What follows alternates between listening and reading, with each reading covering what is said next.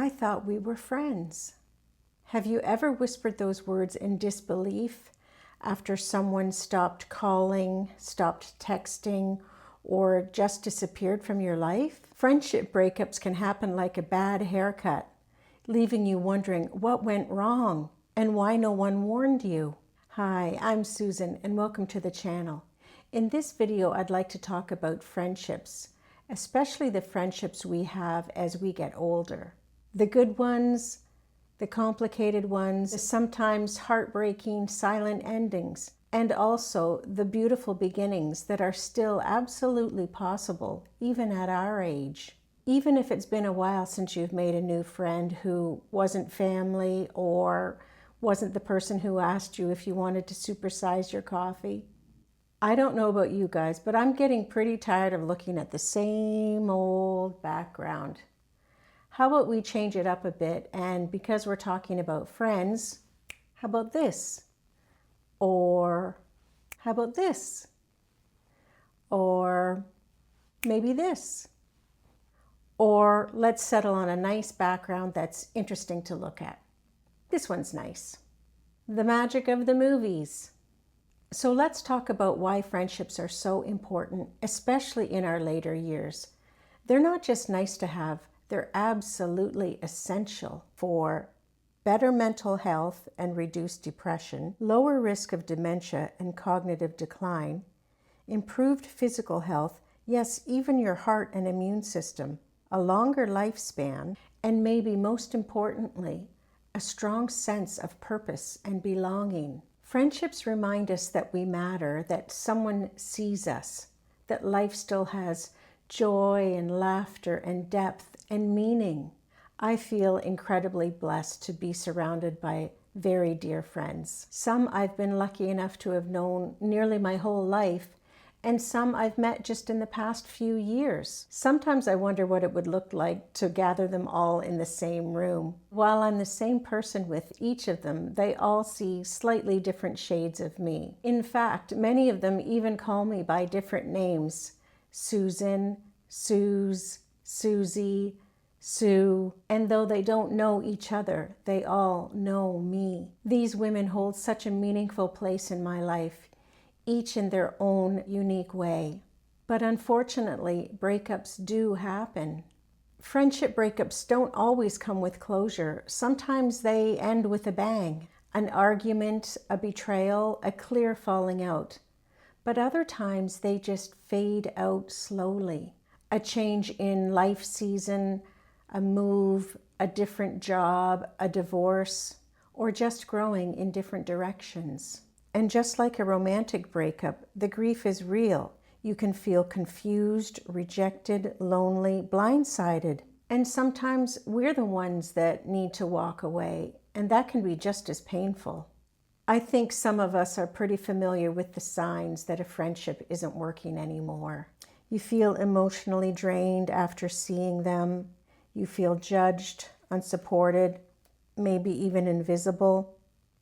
Your values or life circumstances have shifted in a way that leaves little in common. If any of that resonates, it's okay to set boundaries. Sometimes you don't even need a dramatic confrontation. It's just about giving the friendship less energy and letting it slowly fade.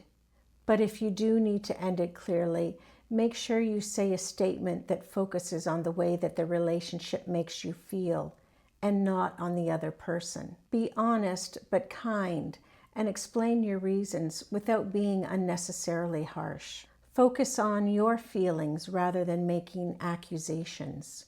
Be prepared for their reaction. They may be hurt, angry, and confused. It's tempting to just send a text or just not to talk and ignore them, but that isn't something that I'd like to have done to me, and most people wouldn't like it have done to them. Of course, there may be dire situations and a text isn't appropriate, and neither are words. Sometimes you just do have to break it off. There's nothing easy about ending a friendship, but friendships do have life cycles. Some are lifelong and others are just for a season. But that doesn't make them failures. That just makes us human. Recovering from a friendship loss takes time. Let yourself feel the sadness. Try to remember the good times and the positive takeaways from the relationship. And remember that forgiveness isn't about letting someone back in your life. It's about setting yourself free from resentment. And that keeps your heart open for new things and new people. If your circle of friends feels a little small right now, you're not alone. And no, you're not too old to make friends. Here are some ways that you might think about inviting new connections into your life. Attend local events or religious services.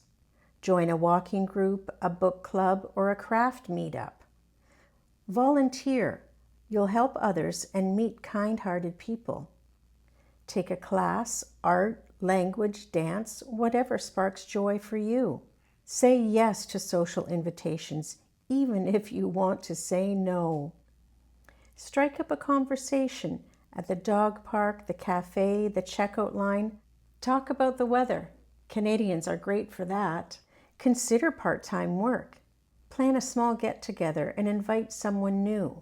Travel, solo trips, day tours, group adventures, they open doors and hearts. Start small. One coffee, one kind comment, one invitation. New friendships grow from tiny moments of courage. And no, it's not easy, but nothing worthwhile ever is. Because no one is going to come knocking on your door and say, "Would you be my friend?" And you know what? If someone did, I'd say be very wary of that person. Sometimes the most fulfilling friendships are the ones we never saw coming. They don't start with common interests or matching life stages. In fact, they often defy expectations entirely. I've developed meaningful friendships with women decades older than me and with women young enough to be my daughter. We may not share the same cultural references or hobbies, but what we do share is warmth, mutual respect, and a genuine connection that goes beyond any age. Maybe in some subtle way we fill a role for one another. But honestly, most of the time, it's not about roles at all. It's just about being there for each other, showing up, listening, laughing, and creating a space where both people feel seen and valued. So if someone comes into your life and doesn't fit the mold of what you imagined a friend should or would be, don't dismiss it. It just might be the beginning of something beautiful. Whether you're grieving a friendship that has ended or nurturing the beautiful ones that you have, or stepping into the awkward but rewarding process of making new ones, please take heart in knowing that many people are in the same situation that you are. Friendship is not about having dozens of people around you. It's about having even just one or two people that really get you, who celebrate your wins, cry with you when things fall apart, or think of you when they see something funny or lovely. And remember, it's never too late to be that kind of friend, or to find one like that. Have you experienced the loss of a deep friendship? Have you been fortunate enough to find new friendships later in life? Let me know in the comments. I'd love to hear your stories. And as always, thank you so much for being here. I'm so very fortunate to have this many online friends. Thank you. Until next time, take care.